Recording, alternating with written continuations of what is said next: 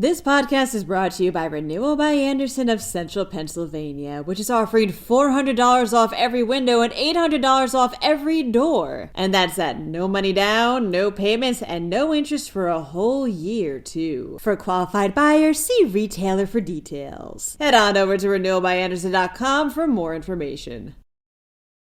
3 former convicted elected officials got new taxpayer-funded gigs. Over in York County, a school district mulls over the role of a superintendent. An Amtrak project has been completed, and this ham is on the lamb. I'm Claudia Dimuro, and you're listening to Today in PA.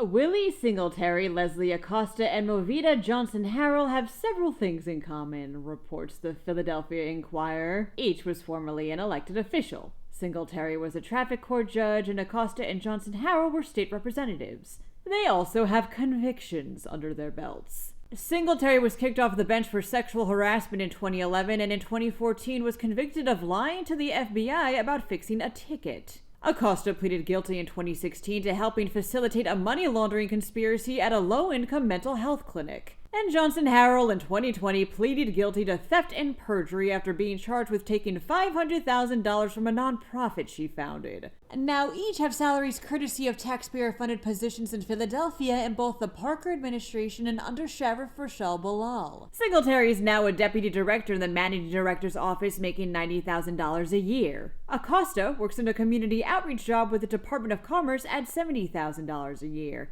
And Johnson-Harrell is now a public information officer for the sheriff at $75,000 a year. None of them have responded to the Inquirer's request for comment.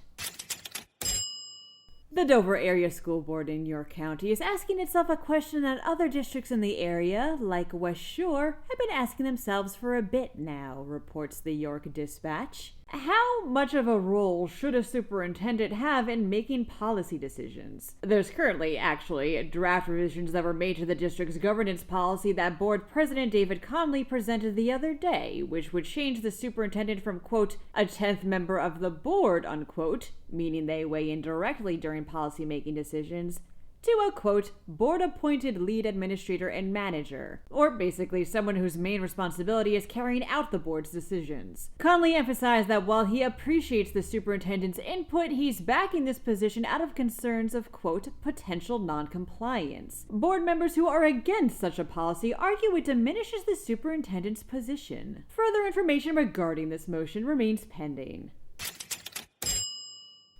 Amtrak has completed its $122 million Harrisburg line track renewal project, which runs between Harrisburg and Lancaster just in time for the holiday travel season, states PennLive. It took 8 months to finish what officials initially estimated would take 2 years, and now weekday Keystone service is back in business. Amtrak crews replaced over 43 miles of track and did a little gravel cleanup, meaning travelers on the train can now be treated to a hopefully smoother and more comfortable ride.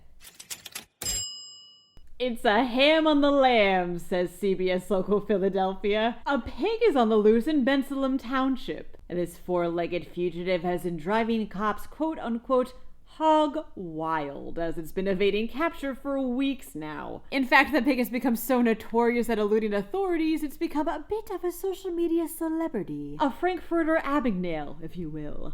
It's unclear where the pig came from, by the way, or where it is now. Cops intend to transport it to a rescue as soon as it's apprehended.